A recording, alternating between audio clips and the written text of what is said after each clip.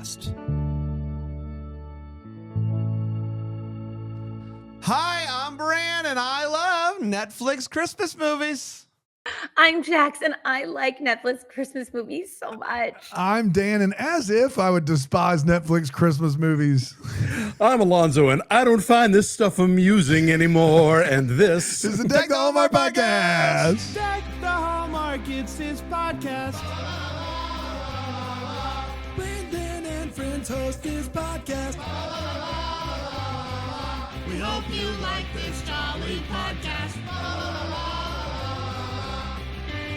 Oh man, you know it's a good day when I get an Alonso Duralde walking impression and singing Paul Simon within 2 minutes. How about that? I mean, come on. Pretty big day.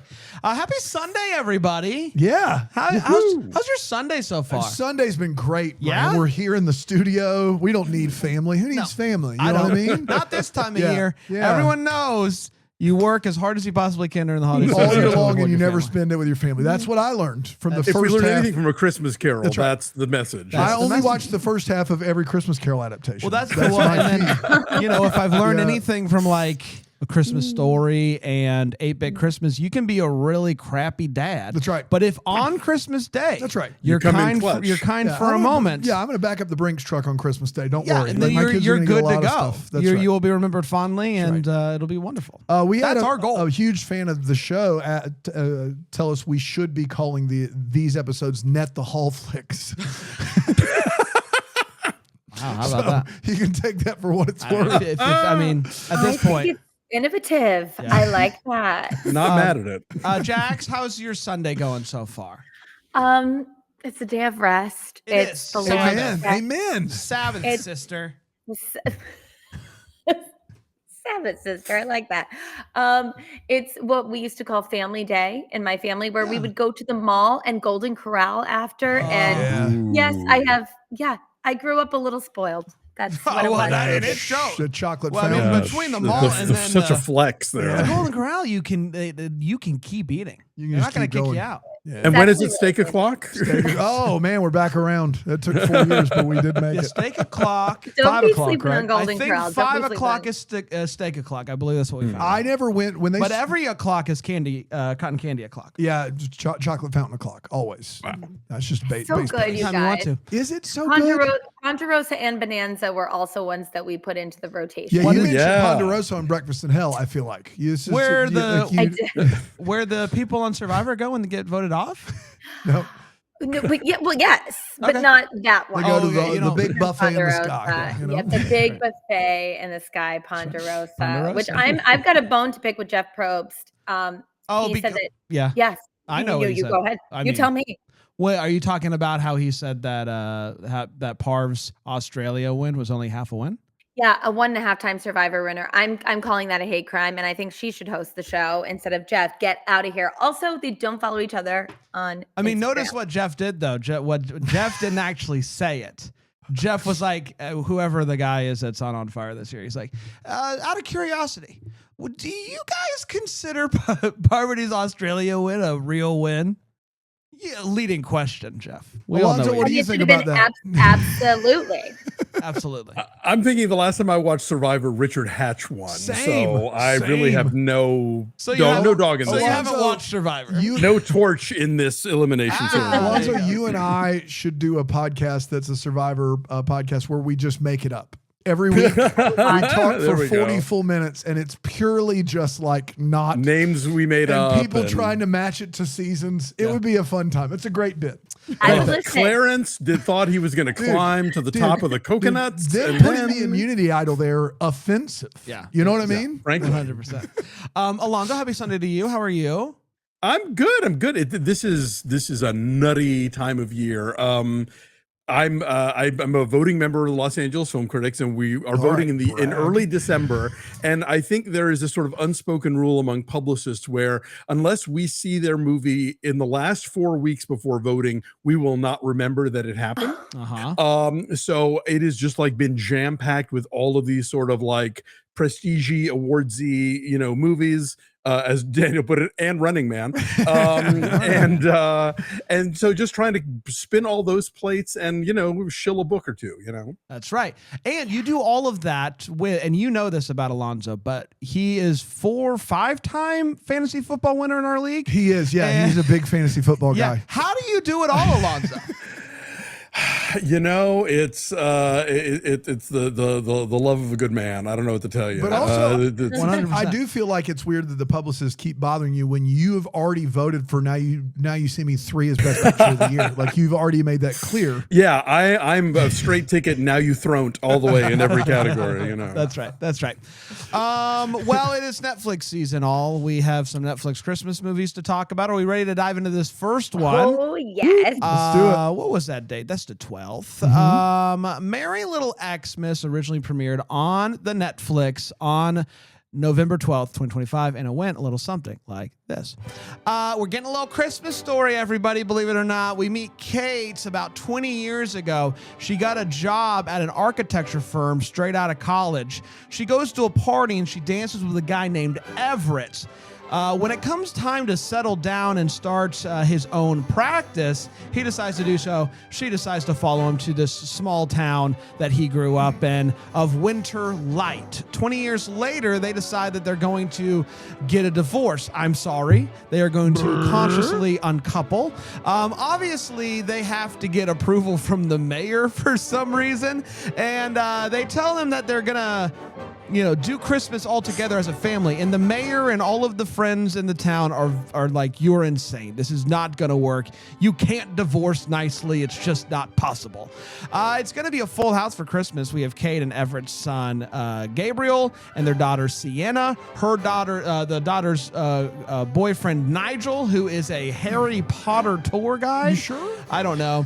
And Melissa Joan Hart is there. Yeah. And apparently Everett's new girlfriend would. Kate is the last to find out that he even has a girlfriend, and she's not thrilled.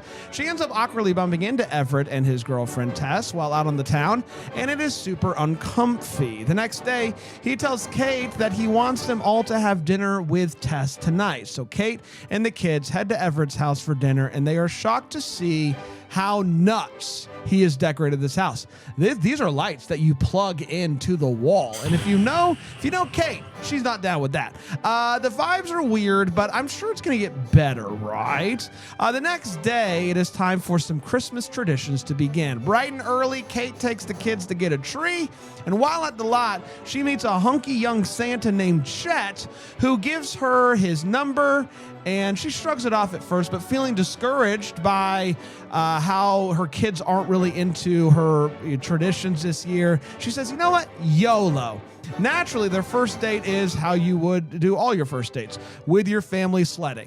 And it does not go well, and it ends with Kate crashing. Everett goes to check on her. His hand ends up her shirt, and the sparks are beginning to fly once again. Kate and Tess end up chatting. Tess is like, how did you let Everett get away? Everett and Chet end up chatting. Same conversation, obviously. And basically, it comes down to this.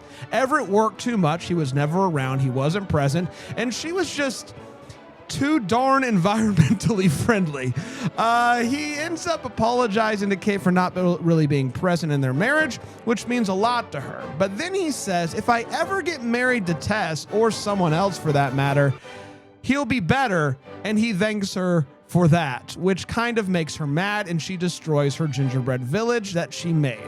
She says she can't wait to get out of this place, and they're like, what does that mean? And she says, well, I have some news. When Gabe finishes high school, I'm moving back to Boston to become an architect again. They all have Christmas dinner together and exchange gifts. Kate gets Everett an indoor grill that he's always wanted, and he makes a gift for her, the perfume that she loves. He made it from scratch. It's very sweet. So you're like, well, obviously he must have gotten Tess something pretty cool too, huh?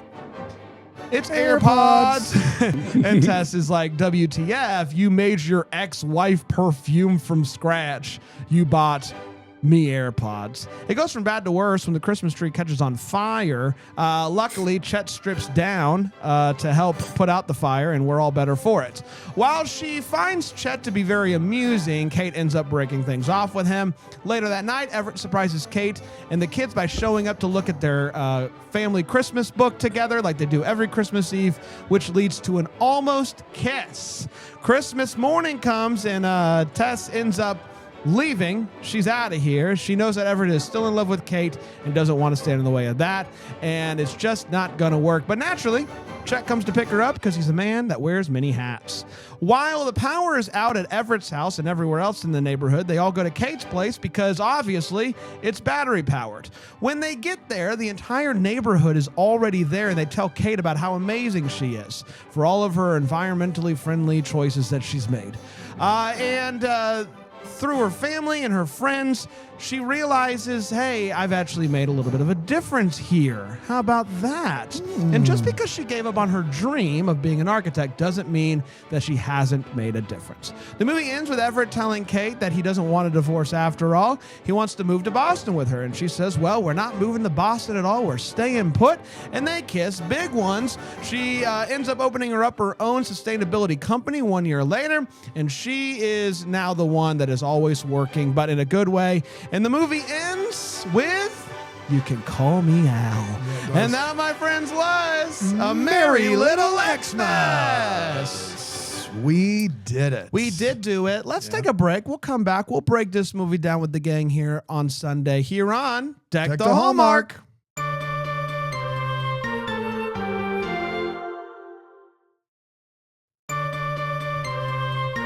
We're back. Hi, everyone. We're talking Merry Little Xmas today. Here on Net the Hall Flicks. That's exactly right. That's exactly right. That's right. It's time to share our thoughts on this movie. I'm going to propose. We do a hot take and we don't hold back. That's crazy. That's my whole thing here. That's what I'm going to say. I'm going to start with you, Jax. Jax, what did you think of A Merry Little Xmas? Okay, so are there moments in this movie that make me cringe and almost feel embarrassed for everyone involved? Yes. Yeah. Yes. Is the script particularly good or original, even amongst like these kinds of movies? Because I like this genre and I know this genre. No, it's not particularly good. But boy, howdy. When I tell you that I had a good time with this movie. Okay, so first of all, the budget's a little bigger than the ones I'm used to seeing on Hallmark or, God forbid, Up TV. That has it going for it. You would never. I would never. But honestly, please hire me, Up TV. You'd act there. You're just not gonna watch the movies. Absolutely, exactly, 100%. Yeah. Okay. Alicia Silverstone, Jamil, like those two. I mean, cracking me up the whole time. I think they're both like just incredible actors, like so right for this. They had this. Like they're able to really take this, what is huge style, like this big, broad comedy, but also make it very real, I think, and enjoyable. Jeffrey Owens as one of the dads was cracking me up. And okay, Oliver Hudson, he's fine. He's doing what he should be doing. We'll get to the problems with that later. But Melissa Joan Hart is the BFF, and Pierson Fodé, is that how I'm saying his name correctly? I think it's Chet. Fodé. Oh my God, Fodé. When I tell you that moment when the tree catches on fire, I mean, he is a complete golden retriever the whole movie. I think he was spot on comedically. There's this play called Vanya and Sonia and Masha and Spike that there's a character in it, Spike, that reminds me so much of the character that Pierson is playing in this movie. When he ripped off that tearaway tux and was like dancing in front of the fire, I was screaming and laughing and I couldn't breathe. I was watching it with two of my girlfriends and we rewound it like 4 or 5 times just because it was comedic gold. Alicia Silverstone's face, it was all chef's kiss. I loved this movie. I'm not sorry that I creamed it. Wow, I forgot you creamed it. How about that? Yeah. I didn't forget. Alonso, you saved your cream for the Jonas Brothers movie, which we get to next week. But what did you think about this one? Yeah, I found myself in a real sort of existential dilemma on this one. I think in the same way that Jax did, because on the one hand, yes, like real snow and A-list cast and comedic moments that really land. Also felt like so tired in many of its tropes that it almost felt like it was a condescending version of a Hallmark movie, like, oh, we have to do this, I guess, so I was kind of torn on it. Like, when we talked about Holly and the Hot Chocolate, we sort of surmised that somebody went in and punched up the jokes, but then didn't bother to do that with the actual central relationship love story of the movie. And so I feel like the central love story of the movie is kind of the weakest link here, but there's so many funny character bits along the way that work.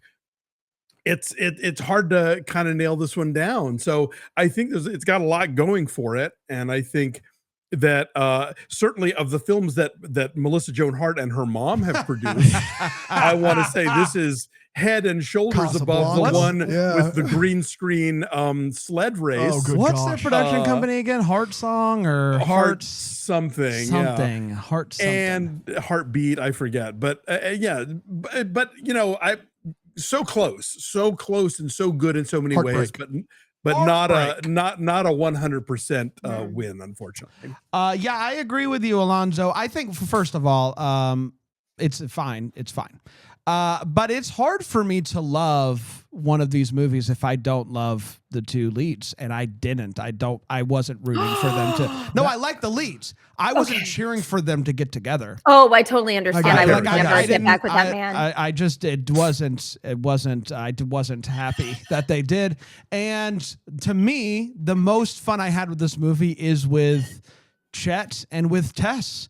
And I want to watch the movie when he picks her up in the snowplow and see where that leads. This is like one of those Matthew McConaughey 90s rom-coms where like Parker Posey or Judy Greer comes in and steals the movie. Yeah. Oh, yeah. 100%. And it's just like, so I wrestle with that because there is a lot of fun in this movie. But as far as a Christmas movie where I'm cheering for two people to get together, especially the leads, that didn't happen with this movie, unfortunately. And so it was just an okay. It was just an okay for me. It's not a Netflix Christmas movie I'm going to be going back to from the well that is now growing of Netflix Christmas movies that are typically really swell and I'll go back too often. This won't be one of those. Dano? I'm shocked at your review because I just thought the amount of Christmas and the amount of funny was just going to really hit with you. I will say this. I was really worried that I needed to stop doing this job when I finished this movie because I just wrote down, I don't know. That's what I wrote down is I don't know. And then I heard Jackson Alonso and it was very therapeutic to go, oh, good. We all didn't know. That helped me a lot because I very much agree with the take so far. This movie, it's hard to put wait what's on this movie because it is very wacky and all over the place and they're doing a lot of stuff and there's moments that you're just like, why did I watch that? But on the other side, everything about this movie is a step up over a Hallmark movie from a standpoint of filmmaking and acting and how it's shot and who's in it and all that good stuff. And so it's very, very difficult. I loved Alicia Silverstone in this movie. I did not want her and I didn't think her and Oliver Hudson needed to be together. I thought it was probably best for all involved that they weren't together. And so that was the part of this movie that I agree with Bran, which is, Jamil provides a lot of fun in this movie. And I thought her and Oliver Hudson working that out would have been a lot of fun to see. So I didn't hate the movie, but I also felt as though it just never all quite, I hated the Harry Potter guy. I didn't think he landed or worked at all. I loved him in any way, shape, or form. But then like the Paul Simon stuff I thought was really adorable. Or then like Jamila I thought was great. Or, so there's these scenes that I think really work. And then there's stuff in this movie that I think really doesn't work. And I could never really make my brain come to a consensus with it. Yeah. So yeah, I would prefer this over a standard Hallmark Christmas movie, but that is not a high bar. So yeah, like if you like that, I would prefer this over, say, like Newport Christmas. I think that's going to make people upset. But like, No way, man. like I would prefer this over Newport Christmas, which didn't work for me nearly as well as it worked for a lot of folks that watched it. So like for me, that's the middle of the road movie from this holiday season so far, in my opinion, is Newport Christmas. Give me this movie over that one. But I didn't like it. I didn't really I wouldn't go back to it. I'm happy. Did you not just like scream laugh though when he ripped away that tearaway tux? 100%. Okay. You saw the thing fall. Chet's a star. Chet's funny. He's so good. I question like if you take a step back from that whole thing, Chet is a wait what? But in this movie, Chet's a star. You're right. But when you see that lighter, that fire thing fall out of the box, and you know he's got a tearaway tux on, they load the gun quite well there. Yeah. You know what I mean? They do the thing they're supposed to do, and the payoff is wonderful. I listen. The payoff there is fantastic. But it doesn't. The sum is not the parts for me. I don't know what that. But for the people, Dan, that are worried that you're getting soft because we're singing about you liking movies and stuff this season a lot. Yeah. All is as it should be. That's right. Like you saying that you picked this over Newport Christmas and being Guys. like, no way. Yeah. All is as it should be. Yeah. All Newport is right. Christmas features two capable leads with a fun idea for a plot, and it still doesn't work. So there you go. There you have it. It's time for all the feels. So we talk about what this game is feels. Jax. Okay, so I did get romance fun feels when look, I love playing doctor when he sticks his hand up her shirt and he's like, "You're so pretty." Is this all very weird? Yes, but there was just something about it that I enjoyed. Jamil when at the end she's sitting there with her AirPods. Her entire, like everything that's happening in that weird gift circle, like was a 10 out of 10 performance for me. Right. Like, and when she's looking at him and she's like, "No, I'm sorry. I'm the one that made it weird." Okay, cool. And then she like leans back. I was like, girl, like she's so good. And then I think for my final feel, okay, here's the thing about Chet that I thought was so brilliant. This movie doesn't give you one moment where you get to view him as a sort of, real person. No. Like we see, right. Like, and I enjoy that. Like He does wear many hats, and you need to know that. Many hats. He wears many hats. And I was laughing because my friend that I was watching the movie with, she and I are freelancers and we've done like, he's like, "I'm going to Manny and I'm going to do this." And I'm like, "Oh God, this is us. This is us." I get it. But I like that they didn't try and have him have a serious moment or like have really serious feelings for her or doubt his feelings for her or get weird about the husband. Like they stayed in their lane with that and they let Tess have those moments that were great. But I just thought there was something about the purity of his spirit and someone who can play a character that is, I would say fairly one note, but intentionally so and brilliantly done. Like honestly, like that is an acting feat that is incredible. I would say that the idea of Chet, the "I wear many hats" business card, all that, funniest thing in this movie is the idea and how Chet is structured is almost better than the performance. And that's not a shot at the performance, but I think it feels like a more fully fleshed bit than anything else in this movie is Chet, the idea of what Chet is. He can be anything. He's got a business card that "I wear many hats." Like, I just thought that idea is a really, really fun idea. I would agree with that. Yeah. Alonso. Yeah, no, seconding the Chet love. I think that there is a real gift to. I just watched Mariska Hargitay's documentary "My Mom Jane" about Jane Mansfield, and one of the things that Jane Mansfield was always so great at was she played a dumb blonde, but she was actually brilliant. Like she played the violin and the piano. She spoke 4 languages. She was no dummy, but she knew how to put that on. I've always said that Chris Hemsworth is often our Jane Mansfield now. When you look at him in something like Ghostbusters, where he plays these beautiful idiots. And I'm putting this Pierson Fodé guy right up there. Like this is hard to do, and he's doing it really well. I love the real snow. I love the old gays, obviously, given that Ms. Hart and I do not necessarily always align politically. I was very delighted to see their inclusion. The fact that in this movie you get actual Instagram and actual Harry Potter, even though I could live without the latter, and not like in a Hallmark movie where it would be like, face checks and Larry Schmatter or whatever. Yeah. Like I thought, okay, great. Let's just call the thing what the thing is, and that's great. And it's both a feel and a wait what, which is that Jamila is basically rehashing her character from The Good Place, but why not? It was funny then and it's funny now. That's you know? right. Yep. That's right. You did recognize Jeffrey Owens, yes? Yeah, of course. Okay, just making sure. Okay. Yes. Yeah, you didn't bring it up. No, I was thrilled that he was there, and I'm thrilled that he's getting work. Yeah. Yeah. Although I think he went viral a couple years ago. Elvin? I was like, I've not seen this guy in forever. So he went viral a few years ago because he was working at Trader Joe's, and he was like, "Hey guys, stop like job shaming me. I have a gig and it's fine." Right, but the whole thing was that a lot of those actors who were getting residual checks from that show are no longer getting checks from that show. So I'm happy that he got this gig, but also like earlier, like just a couple months ago, he's also waiting. I think he just likes working. Yeah, and like sure, and he's awesome. He was so good in this. I'd love to see him in all the Hallmark movies. Anyway, the Harry Potter guy doesn't work by and large. For me, it doesn't work at all. But I will say, the moment that made me laugh in this movie, even harder than Chet's, is when he meets Everett for the first time and he goes in for a hug and he like kisses him on the neck. Everett's response to that, it's all right. It was so funny. And like, I know that this character is supposed to be like weird and you don't know what his deal is, but him meeting this guy for the first time and kissing him on the neck, the dad of the girl that you're dating, is just a funny bit.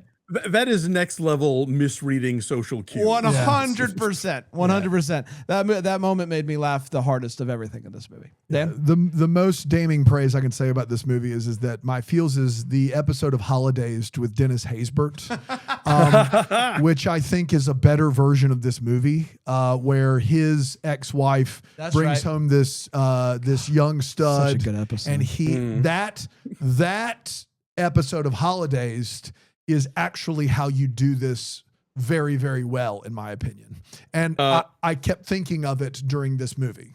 Go ahead. Holidays also ends with the entire neighborhood having a blackout except for the house with the batteries. That's right. You're right. No. It's legitimately, they steal a lot from Holidays here and they don't do it as well. As much as I said, this is like a step up from Hallmark, actually not from Holidays, which is a show that, if you liked this plot, but the very hit and miss aspect of this movie is the zaniness. Like Chet works, Harry Potter guy doesn't work.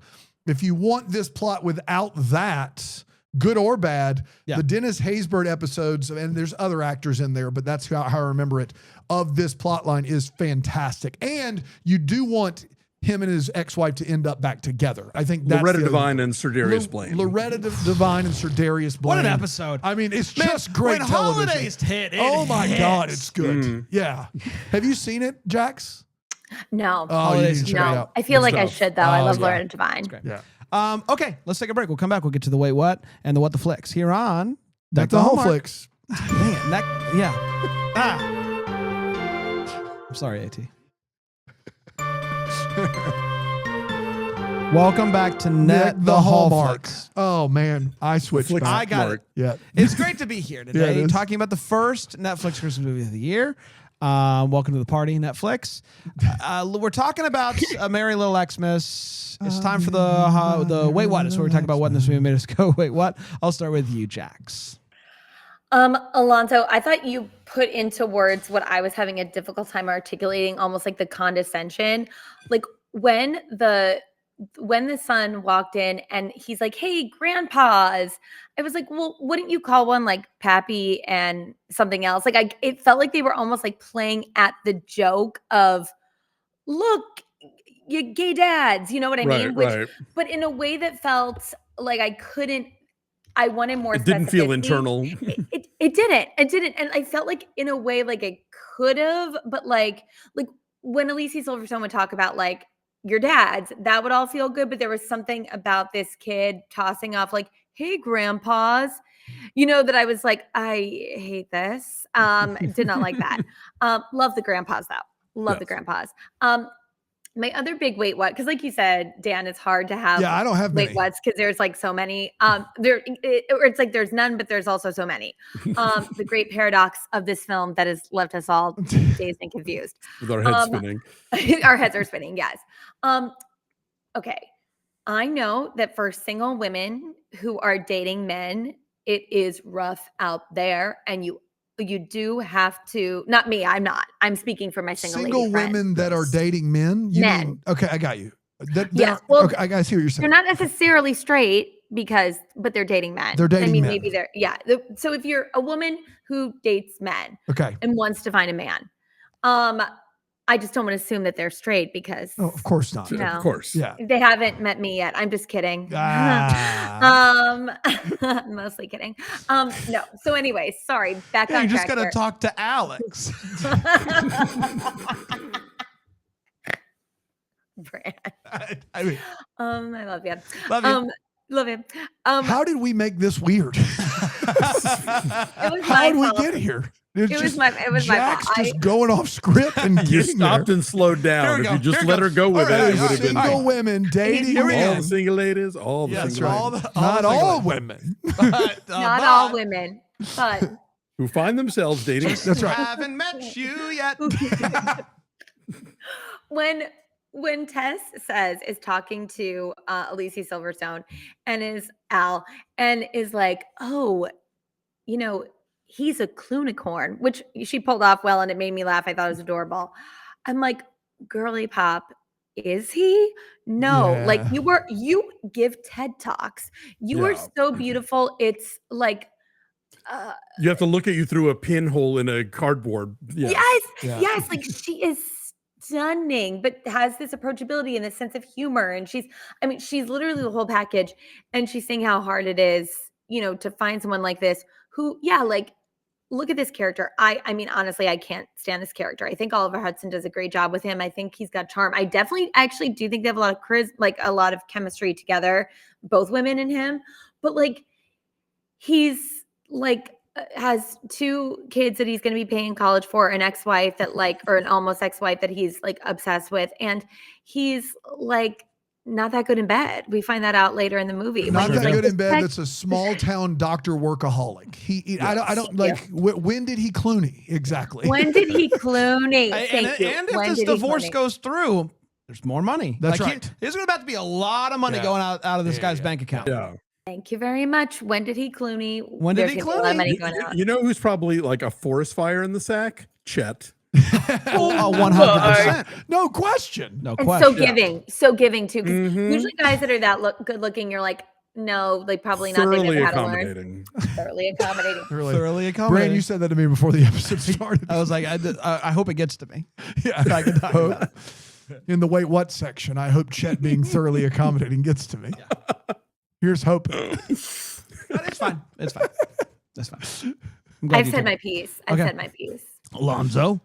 A feel I forgot to mention is the knit Santa hat and beard ensemble that he great. has in the first scene. Yeah. That is so cool. Yeah. So cool. Great hat, great beard, loved it. 100%. Okay. I'm sorry, Tess, but I happen to really like cinnamon toothpaste. Tom's of Maine used to make my one, God. doesn't anymore. Oh, good God. I Here guess we maybe go. that means I'm the only one who likes it, or they would have kept it. But I like cinnamon toothpaste, so you can just Shout you out can to take that out of your Tom. mouth. That's right. This is the biggie for me. It does not occur to Kate at the end of the movie when other people have no power that they should all go to her house because she's got the battery.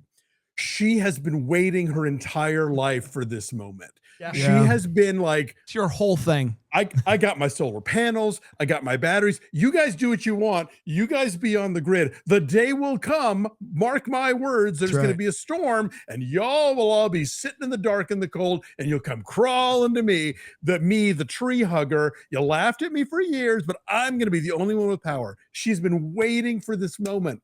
And it doesn't occur to her. Yeah, no. My uncle got a solar panels and a battery that could power his house for 3 or 4 days. And do you know how I know that? Is because it comes up in conversation every time I speak with him. Oh my Exactly. God, And bless his I love him. heart. But it comes up ever since he did it, it's come up every time. You don't do that and then not talk about it. It's like CrossFit. You have to talk. There's no world where you paid the money, did all the work, and then you don't tell anybody that you don't need no stinking power grid. You had those 2 things. You're right. That's a great one.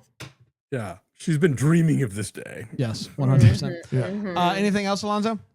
That'll. I got a couple. One, the Harry Potter guy. At one point, he sings something, and then Kate goes, "Oh, you have a good voice."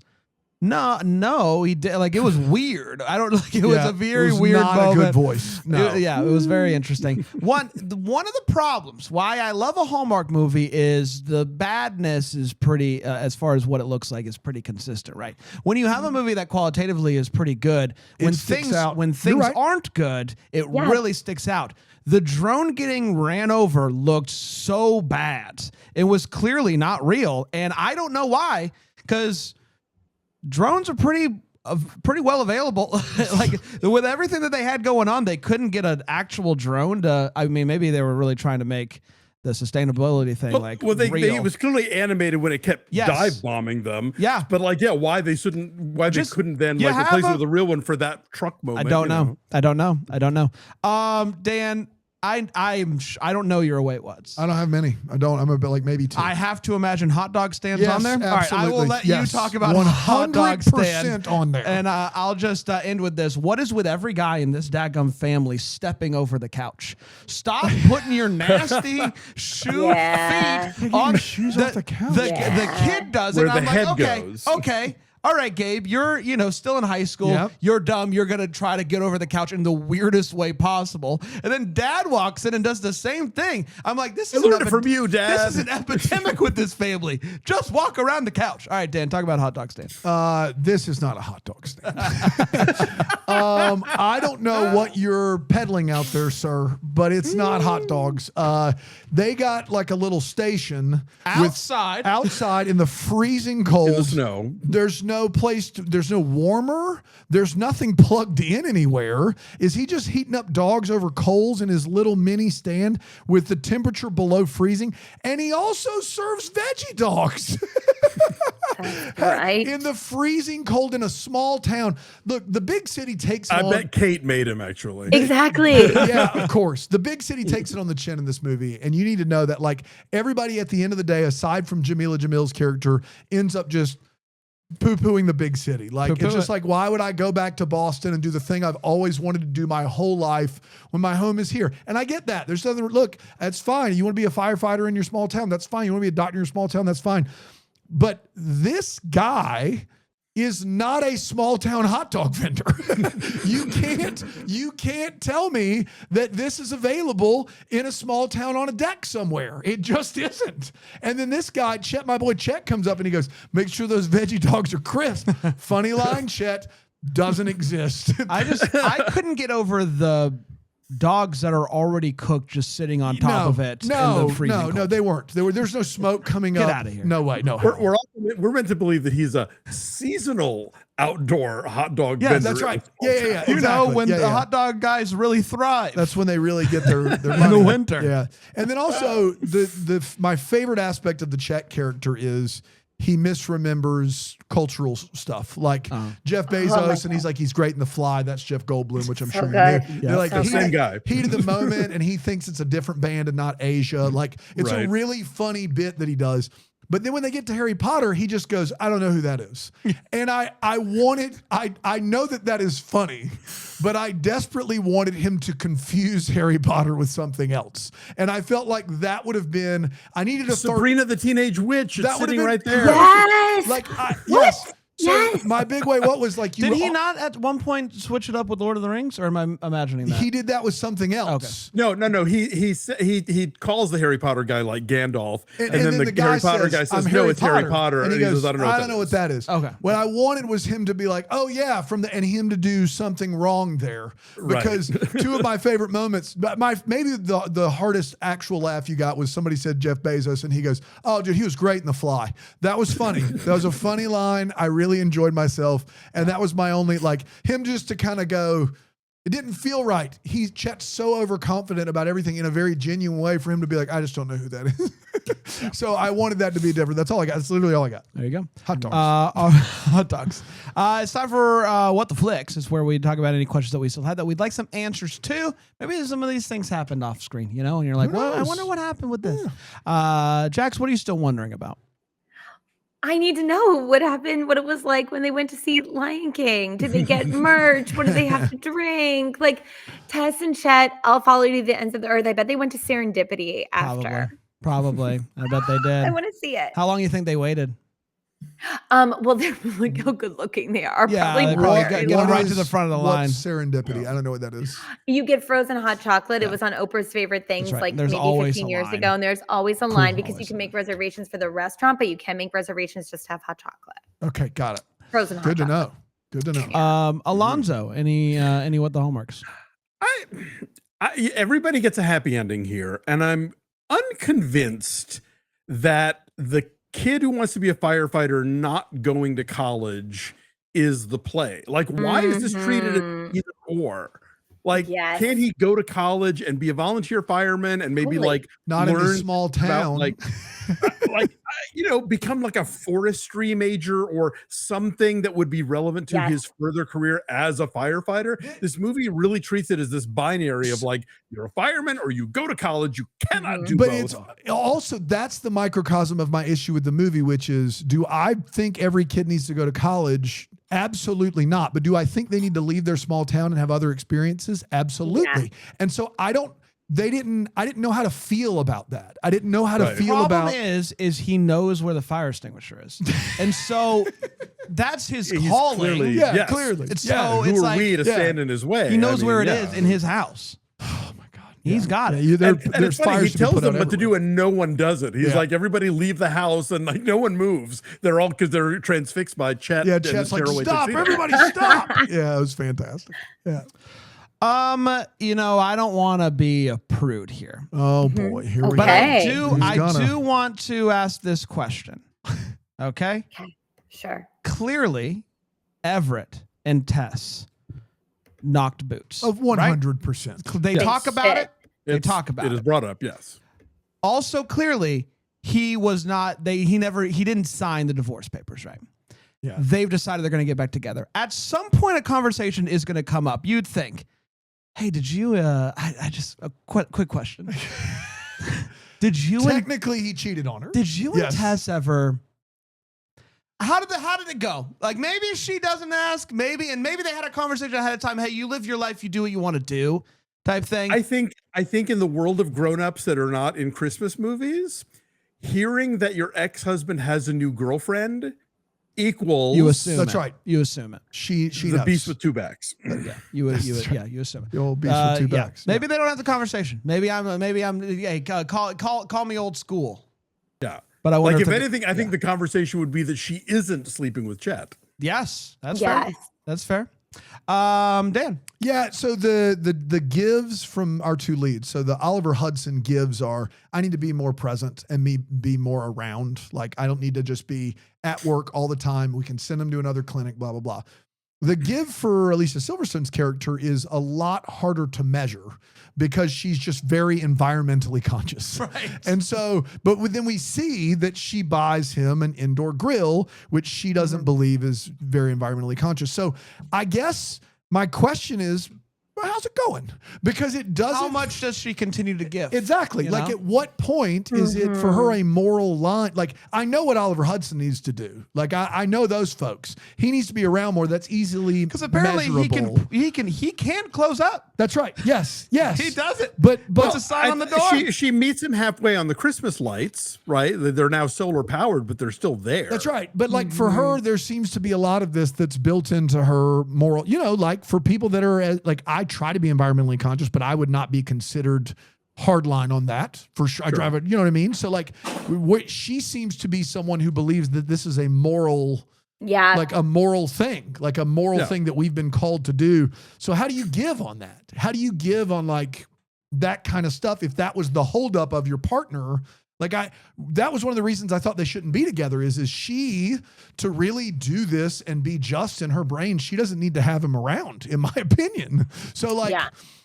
that's maybe a more serious question that we need around here, but I just was curious, like, how's it going? I know that he's going to be home more.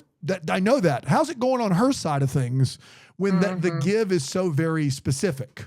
That, Yeah. How many times does he use the indoor grill in their house like a week? Like Yeah. at a certain you're using it again today. You're Yeah, like, I thought this was going to be like a cute thing that I did, but now you're like really doing it. But yeah, like, I thought it was like, see this, but Like- I didn't expect. You're using it a lot. You're digging this in is here, every yeah. day. as someone I was like hell bent on always grilling with charcoal, and then I read how bad it was,